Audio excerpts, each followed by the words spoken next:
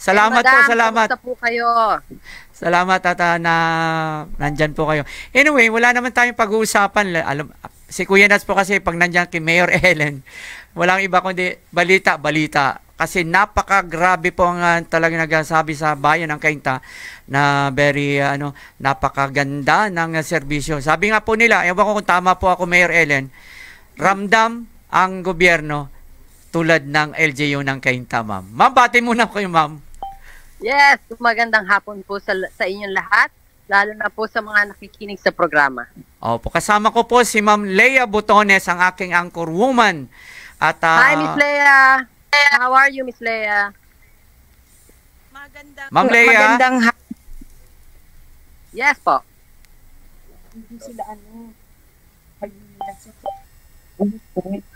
Nasa labas po kasi si Ma'am Lea. Anyway, Yes, sir.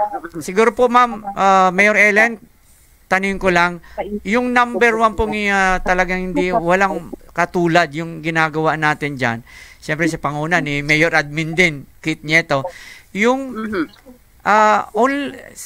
Cainta lang po ba ang merong ganitong ginagawa na senior citizens na pwede sila doon sa bayan na aalagaan sila, yung mga wala nang nag-aalaga?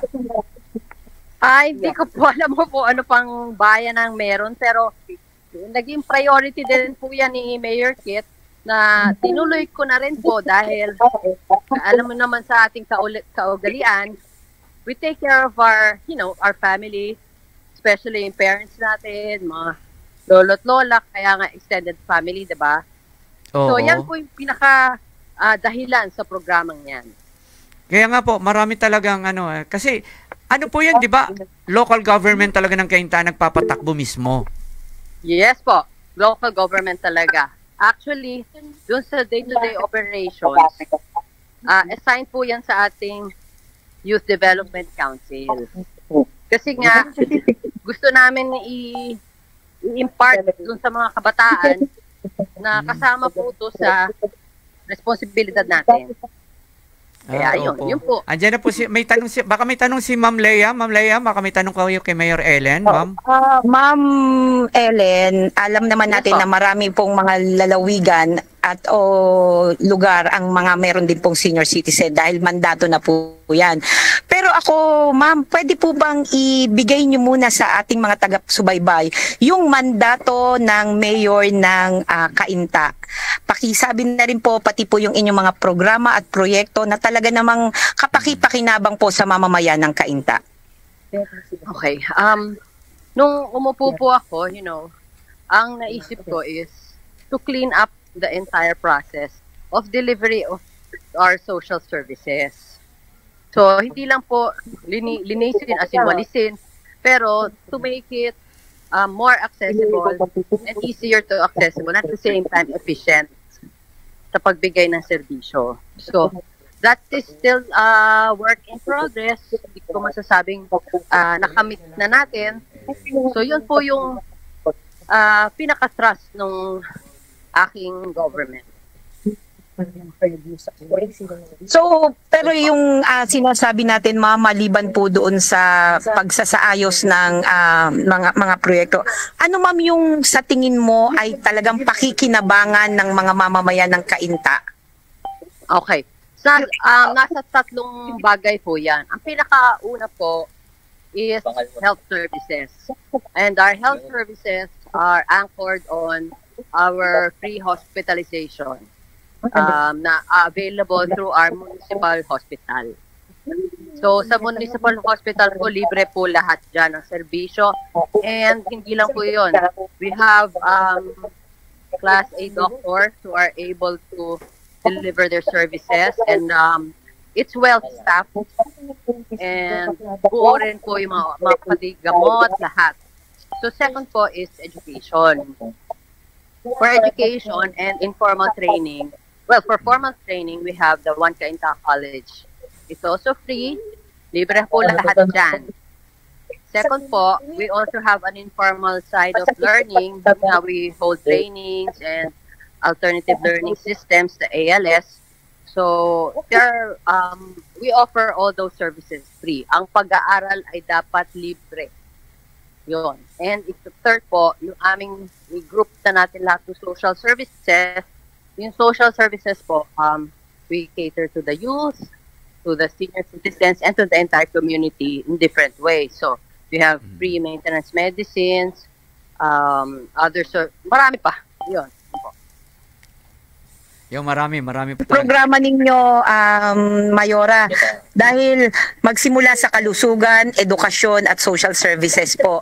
So, actually nabanggit sa akin ni Kapatid Nats yung mga programa ninyo sa edukasyon na talagang lahat libre. And yung sa kalusugan, lahat libre. Ibig sabihin, maganda po ang ginagawa ninyo sa inyong pamayanan. Kung lahat ay libre. At maging yung senior citizen ninyo, maraming mga libre, marami kayong libreng ibinibahagi sa kanila. Ang tanong ko po, saan po nanggagaling ang tulong ninyo? Yan po ba ay sa local or sa national? Both po. Well, although we always have the IRA, no, pero we are able to generate a larger part through taxes. Ayoko naman sabihin na hindi kami IRA dependent, pero we are able to generate our income. Oh. Pero kung gano'n naman po ang ano ninyo, ang inuuna ninyo ay para sa kalusugan ng mamamayan at sa edukasyon, kahit po sabihin nilang nakadepende kayo sa IRA, ang ibig sabihin po ay ginagawa ninyo yung trabaho ninyo bilang bahagi ng mandato ninyo as mayor po ng Cainta. Yes po. Yes po. I think na we were able to build that trust among the Cainteños. So they put back that trust to us. Kaya, yun po, we are able to generate that income. Sir Nats, may mga katanungan ka pa kay Mayor Ellen Nieto? Opo. Mayor Ellen, kumustahin ko po yung programa mo na yung sa segregation ng basura. Nasaan na po ba? Alam ko, baka nasa labas na po ba ng mga subdivisions ang mga programang ito? Ngayon po, I would say, 50% na po kami kasi nandun na lang kami sa last 2 biggest barangays. Hindi pa kami nakakapag-roll out doon. Pero malapit na po. Before the year ends, matatapos po yun. Kasi isa rin sa pinaka-priority programa po ni Mayor Ellen yun, Ma'am Lea. No? Saka isa pa, yung sa sabi nga ni President Bongbong Marcos, itong pagtanim na in-encourage na yung mga ibang bayan, mga nasa laylayan na gumawa din ng paraan para doon sa pagtatanim. Kumusta na po, Mayor Ellen? Ilan na po ba mga taniman nating mga gulay dyan sa Cainta? Alam mo, kahit urbanidad nga kami, meron kami mga organic vegetable garden. So far, we have 4 now. 4 na. So, sana madagdagan ko pa by next year. Wow. Yun. Mayor Ellen, yung mga taniman ninyo is a livelihood project? Again po? Yun pong mga taniman na binabanggit ninyo, na sabi ninyo 4 na, ayan po ay livelihood? Yes po. Bukod po sa livelihood, tinutulungan namin sila, usually yung ladies to, na magbuo sila ng cooperative para mas maging competitive sila, and then, so from there, mas tumatatag sila. Opo, maganda. Ma'am, pwede bang makipanirahan na lang ako dyan sa bayan ninyo sa Cainta? Sige po. Kasi ang ano ninyo is, kung ang livelihood ninyo ay green products, bakit naman hindi? Ibig sabihin, aside from nagiging kita nila, nagiging maganda pa ang inyong paligid, ang nadadagdagan yung sariwang hangin. Yes po. Mismo po. Yan po yun. Tsaka may income, nagkakaroon po income yung mga marites, yung ating mga nanay. Yan po yung yes, tama. Tsaka yung isa pa po, Mayor Ellen, yung tungkol doon sa 'di ba ngayon uso yung mahabagat, yung mga nakaraan, 2 bagyo, 3 bagyo na. Nagkakaroon po ng baha pero hindi na tulad nung mga sinauna no na inaabot ilang araw. So, kumusta na po yung ating mga proyekto? Tuloy-tuloy pa rin po ba yung pagpaglilinis yes, ng ilog? Tama ka dyan, Sir Nuts, no? Naranasan ko yun. Mga tipong matirik na araw, may baha pa. Ngayon po, mabilis na po humupa. Tuloy-tuloy po lang yan. Halo-halo yan. Dredging, clearing ng lahat ng waterways, paglinis ng lahat ng kanal. Tapos kasama na nga rin dito yung aming garbage segregation para walang basura. Yun. Tuloy-tuloy po yan. Tapos we have also mga infra projects going on, mga riprap, pumping stations, yun. Kasi isa sa problema po, yung talaga yung basura. So, maganda rin ang priority mo po, yung basura na talaga magkaroon ng segregation. Yes po, yes.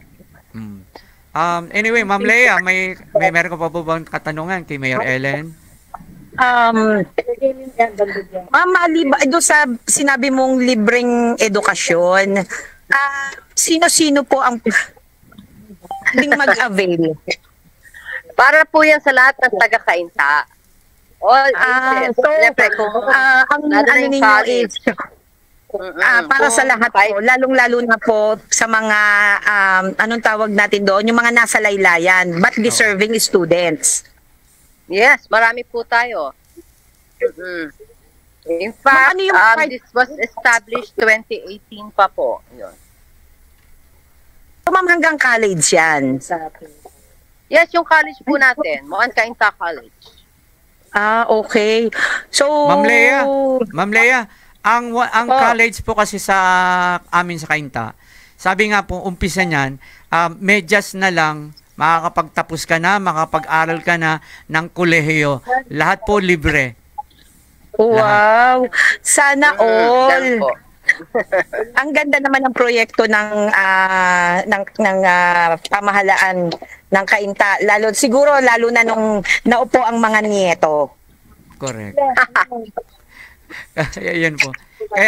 Meron pa nga diyan Ma'am Lea, isa na lang yung from the start na nagumpisa si former mayor, si Administrator Kate Nieto, yung tungkol sa mga namamatayan. Sabi nga mga biruan, pero totoo sino ang gustong mamatay na dahil libre lahat, pati dun sa uli yung abo na lang hanggang mula umpisa na ikaw ay malagutan ng hininga. From womb to tomb ang nila, from womb to tomb mula pagkapanganak hanggang sa mamatay. Correct. Kaya nga po may sabi na naman dyan, sa Cainta, pag ikaw ay namatayan ng kamag-anak, iiyak ka na lang. Tama po ba? Hindi pala ako pwedeng magnegosyo dyan, Mayor. Ay, nga pala. Kasi si Ma'am Lea po, Mayor Ellen, Doctor ano bang tawag po doon, Ma'am Lea? Hindi po. May punerarya po ako at ako po ay licensed embalmer. Ay, Opo. In demand po kayo sa amin. Opo. Isang araw po papasyal po ako. Baka pwede po ako magtrabaho sa inyo dyan sa kailangan namin po. Ang kailangan ko po yung livelihood ninyo. Maganda yung ibinibigay ninyong kabuhayan sa mga nanay. Marites. Kasi sabi mo, kanina binanggit mo, ang mga nanay ang nakikinabang. Yung mga may bahay, sila yung nag-form ng grupo para dyan sa inyong proyektong, yung mga pagtatanim. Bukod po doon, baka pwede ako mag-add. Yes po. Sige lang, ma'am. Kasi hindi lang po yun ang aming livelihood part kasi we offer free trainings with free training kits po sa iba't ibang mga skills katulad ng we have baristas training, we have housekeeping training, welding, gupitan, haircut, yun, marami po. We offer free yan you just have to sign up and show up. Yun. Dami. So ang itatayo ko na lang, ma'am, recruitment agency para makapagserbisyo din ako sa Cainta. Yun, pwede din. Oo. Tama. Yung mga ma'am na trainee nyo, pwede nating yung gustong magtrabaho abroad. Yun. Hindi kasi, yung at least, yung training sa ino-offer namin, at least may certificate ka na. Tapos, kung gusto mo pang mag-further training, meron ka na. maybe yung second part, Oo yung nga, NC2 tama. training, may bayad na yon. Pero tapos ka na sa NC1. So, ayun, okay na yun. Oo. NC2 na lang po. Oo. Mm-mm. Maganda yung mga proyekto ninyo. At saka, nung bagitong reporter pa lang po ako, Kainta is hindi masyadong kilala. Wala. But now, nakita ko ang bilis ng pag-asenso ng Kainta. Ngayon, ang ganda na ng Kainta. Thank you. Thank you. Kilala na. Yan, kaya nga sabi po ang Kainta daw po ang ang bayan na lahat libre. Andiyan na lahat eh. Kaya minsan may nagsasabi pa mga comments sa amin sa Kainta Journal, Mayor, pwede bang mahiram namin ang mayor nyo dito sa kalapit na bayan? Meron naman yung sinabi mo po kanina, Ma'am Lea, parang gusto mo nang manirahan sa Kainta. Ganun sila sa Kainta. Saan ka lahat libre? Ang kauna-unahan lang namang pangangailangan ng tao is yung sa kalusugan, Yes. edukasyon at hanap buhay. Yun. So other than that, wala na naman. Nasa kanila na lahat, ibinibigay na nila sa mamamayan nila. Napakaswerte ng mga mamamayan nila. Kaya ang kailangan na lang is magtrabaho sila para maibalik naman nila yung tulong na ibinibigay sa kanila ng pamahalaang bayan ng Kainta sa kanilang pamilya. Correct. Yes po. Wala na silang po problemahin kundi yung pamilya nila. Oo. Isa lang pala ang hindi libre. Pag nagkakabiruan po kami ni Mayor Kate Nieto, si admin. Mayor admin, wala akong girlfriend eh. Yun lang hindi pwede. Oo, mahirap na yon. Yun. Anyway, Ma'am Lea, may mga katanungan pa po ba? At ang bilis ang oras. Siguro wala na isang araw, ibalik natin. Ma'am Ellen, Mayor, pwede ka ba ulit naming imbitahan? Pauunlakan mo ba ulit ang aming imbitasyon na mag-guest sa aming programa ni Kuyang Nats dito sa Media House Express, ang Angat Pilipinas? Basta kayo po. Oo, open na open po tayo dyan. Ayun, salamat. Thank you po sa opportunity. Thank you very much. Opo, maraming salamat po. Mayor Ellen, siguro po isang mensahe na lang po ninyo bigyan ka para namin ng ilang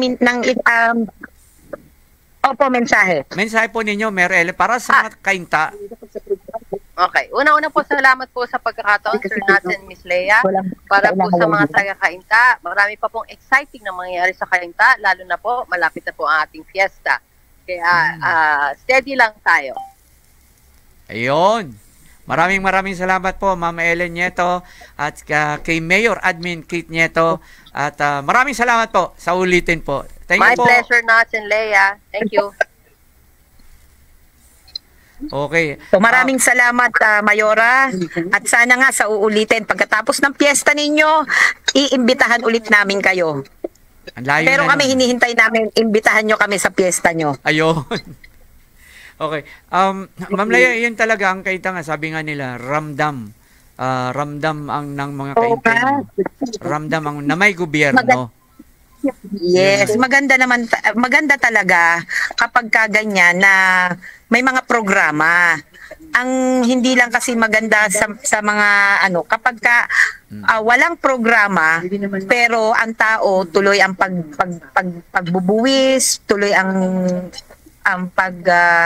hanap buhay pero humihingi naman sila syempre ng kapalit doon sa kanilang ginagawa. Correct. Diyan sa Kainta, naibalita naman, tabigyan tayo ng impormasyon ni Mayor na nagtatrabaho silang mag-asawa. Correct.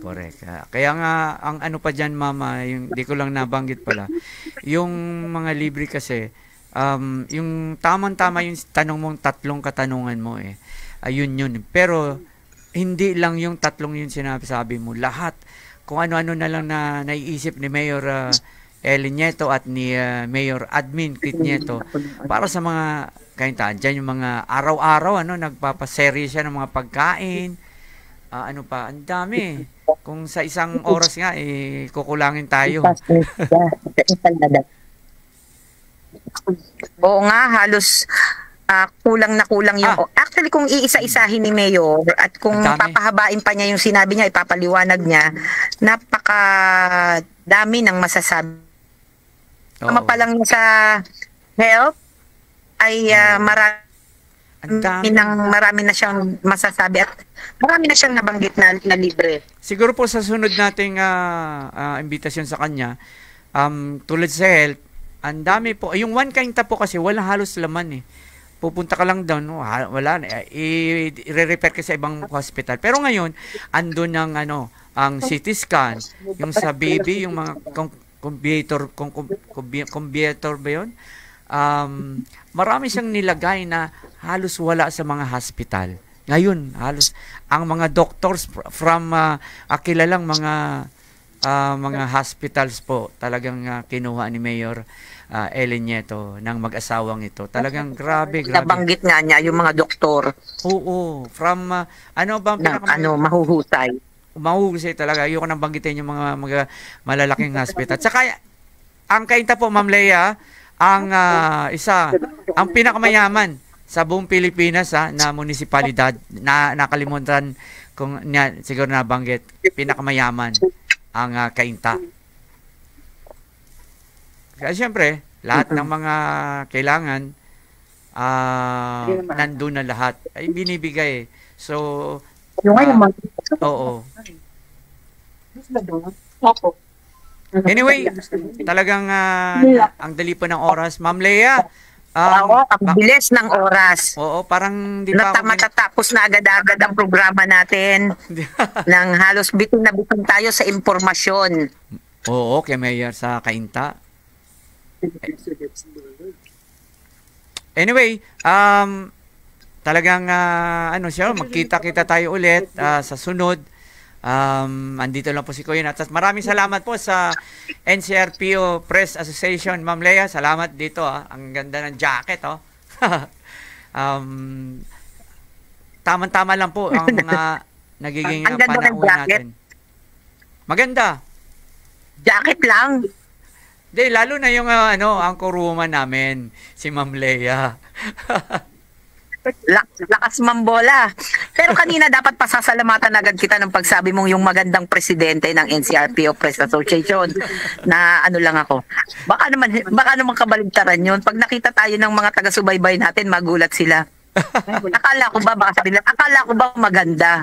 Mabait pala. Iyon. Sobrang ganda ng kabaitan. Yan yung pinaka-dugtong yan eh. Anyway, makikita ka po ng mga taga-Kainta, oras na pumunta tayo doon sa Kainta at mamimit mo. Siyempre, ang mag-asamang Mayor Kit Nieto at Mayor Ellen Nieto. So, Kuyang, pagkakataon na natin para magpaalam. Mauna na akong magpaalam sa'yo. Opo. Oo, maraming salamat po sa lahat ng mga sumusubaybay at susubaybay sa ating programa sa Media House Express. Ang Angat Pilipinas, ito po si Lea Botones, Presidente ng NCRPO Press Association, nagsasabing ingat po tayo araw-araw. Yun, at ito naman po si Kuyang Nats Alforte para sa mga kapatid ko sa Agila, sa Taytay Kamandag Eagles Club at sa PGB Guardian dyan sa Genesis Chapter Cainta Rizal at sa lahat nating mga kababayan, mga kaibigan natin, kasama nating media. Mag-ingat tayo araw-araw. Kuya Nats Alforte. Isa na namang talakayan na pag-aangat sa ating inang bayan ang naihatid ng ating programang Angat Pilipinas na inyong mapapakinggan mula Lunes hanggang Biyernes 1:00 hanggang 2:00 ng hapon sa pamamagitan ng Media House Express, home of news and entertainment.